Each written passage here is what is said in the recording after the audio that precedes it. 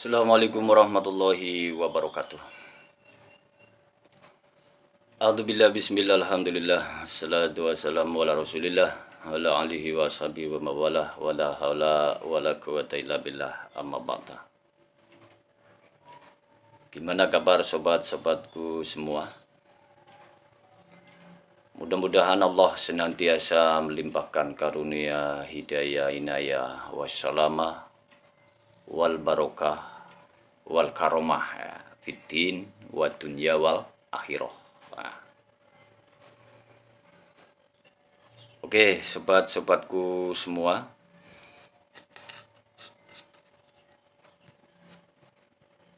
banyak teman-teman kita, sobat-sobat kita yang bertanya kepada saya, yaitu untuk menjelaskan kebuka mata batin lolos sukma dalam hitungan detik lewat FC. Itu pertanyaannya. Saya suruh menjelaskan ya. Masa Pak Ustadz bisa membuka mata batin dan lolos sukma dalam hitungan detik lewat FC? Tolong dijelaskan, tolong dikronologikan biar kita paham semua. Oleh karena itu saya akan menjelaskan ya. Kronologi akal. Gaib itu bisa diakal ya, bukan cuma gaib-gaib saja ya. Karena ilmu ini ilmu nyata ya. Saya itu ilmu nyata dan ini ilmu ciptaan saya sendiri. Makanya beda dengan kebatinan yang lain ya. Oke, sekarang saya jelaskan ya. Sebentar. Utuh dulu.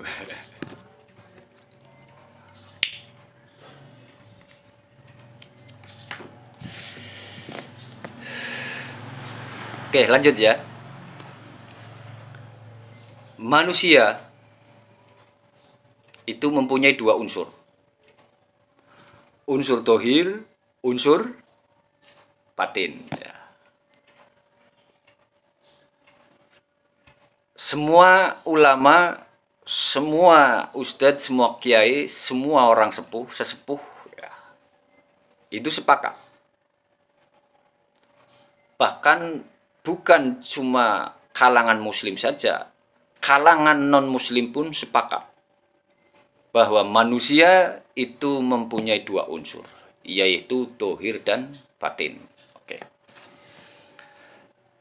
Dohir ini badan dohir ya. Batin itu tidak ketahuan ya, tapi bisa dirasakan. Bisa dicontohkan. Contohnya apa itu batin, Pak Ustadz? Nah, kalau kita tidur ya, mimpi enggak kita? Dan siapa yang mimpi itu? Itulah batin kita. Ya. Berarti di dalam mimpi itu adalah batin kita, bukan dohir ya. Dohir tidur. Paham ya? Oke, selanjutnya ya. Di tubuh kita, di dohir kita, ya, badan kita, lahir kita, ya, jasad kita, itu ada anatomi tubuh yang namanya otot dan darah. Ya, otot dan darah. Ya, ada lagi yang paling kecil itu namanya urat syaraf, ya. Sama itu, dengan otot itu sama, fungsinya sama. Apakah tugas otot itu? Tugas otot atau urat saraf adalah sebagai jalan ya, sebagai jalan darah itu berjalan dari ujung kaki sampai ujung ke kepala.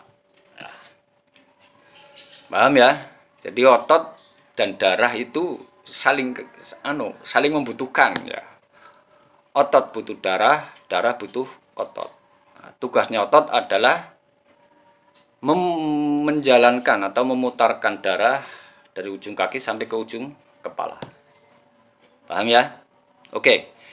Di kepala kita itu ada yang namanya otak. Apa fungsi otak? Nah, fungsi otak adalah jelas untuk berpikir. Afala tatafakkarun, afala taqilun, afala yaqilun. Nah, itu otak itu urusannya. Dan di otak kita, di kepala kita ada yang namanya motorik penggerak. Motorik penggerak. Apa fungsinya motorik penggerak? Motorik penggerak adalah saraf-saraf yang menuju urat saraf atau otot ya, yang menuju ke seluruh panca indera kita. Jadi mata kita bisa melihat, mulut kita bisa bersuara ya, kuping kita bisa melihat, tangan kita bisa memukul, kaki bisa menendang, semua badan bisa bergerak. Itu ada yang memerintahkan, yaitu otak. Otak perintah sama motorik penggerak. Akhirnya motorik penggerak menggerakkan seluruh panca indera kita, tubuh kita, katakanlah seperti itu ya. Oke, jelas ya. Pertanyaannya sekarang, otak dan motorik penggerak bisa bekerja itu karena ada apa? Paham nggak? Nah, susah kan?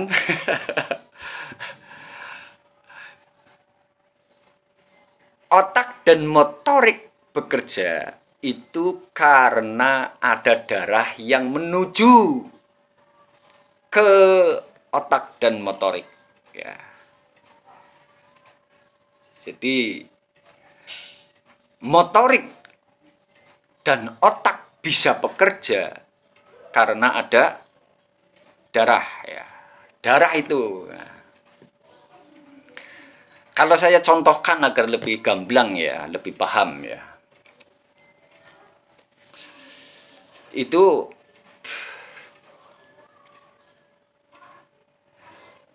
diibaratkan itu motor ya, atau mobil ya. Darah itu bensin.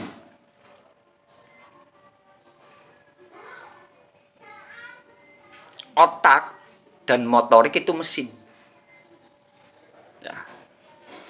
Kalau motor atau mobil tidak ada bensin, jalan nggak? Nggak jalan ya. Nggak bisa bekerja, mati motor, mobil mati ya. Paham ya?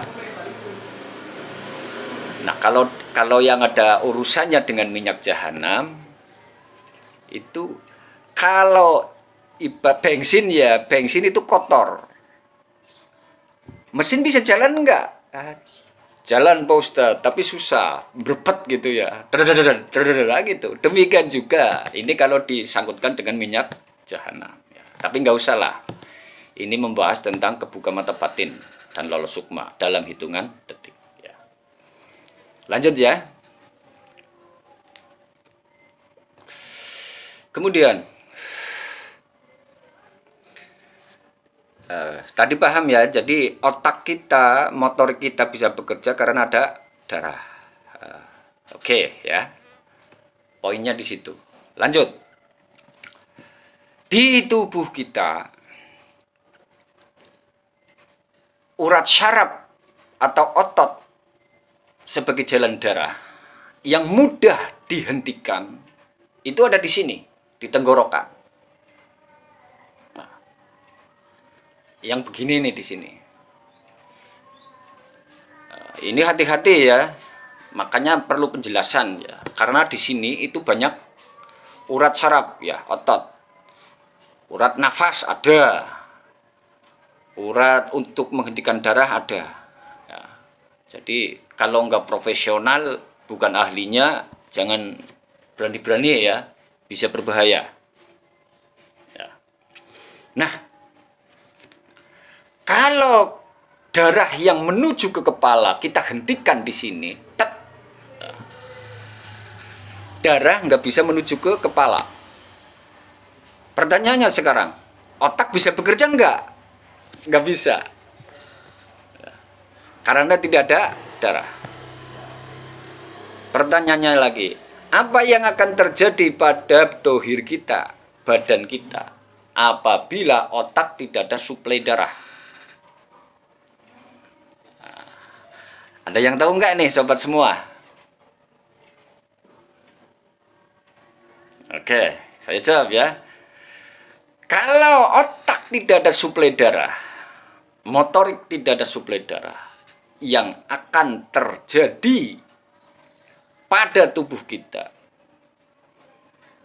dohir kita, dohir akan bahasa boleh pingsan boleh, mati boleh ya. Tapi masih darah roh, jadi yang mati itu dohirnya saja ya. Pingsan boleh, tidak sadar boleh, tidur boleh. Intinya itu otak tidak bisa bekerja, ngepleng, akan tidak sadar dohir kita.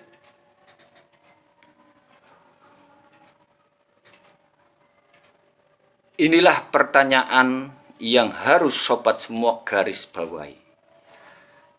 Dan belum ada yang bisa menjelaskan tentang kebuka mata batin ini, kecuali orang-orang yang pernah video call dan datang ke saya. Itu mereka paham, sudah saya jelaskan ya. Lanjut. Apa yang akan terjadi pada dohir kita? Sudah.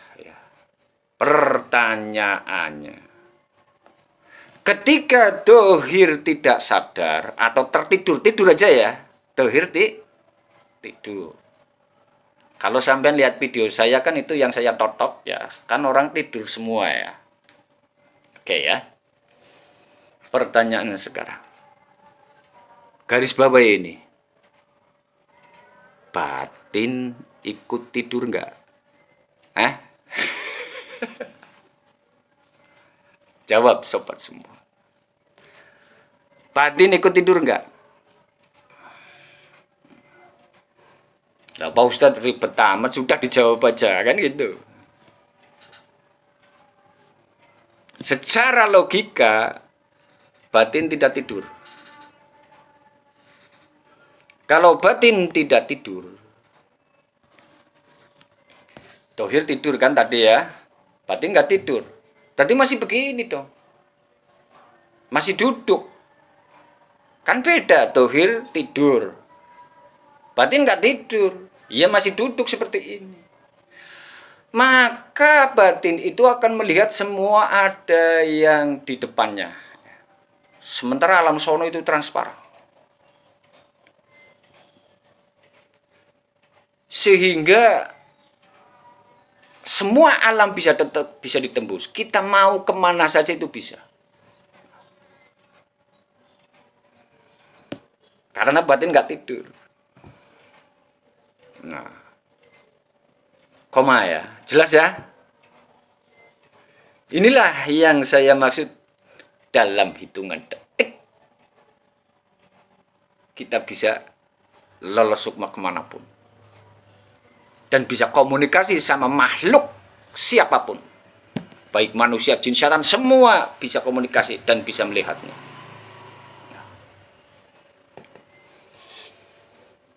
Paham ya? Oke. Apa lagi nih yang perlu saya jelaskan?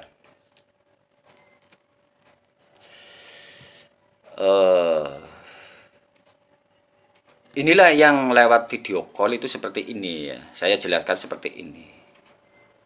Jadi yang minat membuka mata batin dan lolos sukma dalam hitungan detik lewat video call. Ini kronologinya. Sangat logika sekali kan? Oke.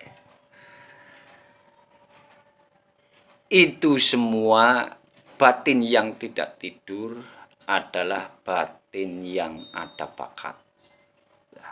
Jadi kebuka mata batin itu tidak sembarangan. Tidak semua orang itu kebuka mata batin itu enggak. Hanya orang-orang yang ada bakat. Aduh, Pak Ustadz saya ada bakat enggak? Ya diteliti, dites nanti lewat video call ya. Enggak bisa.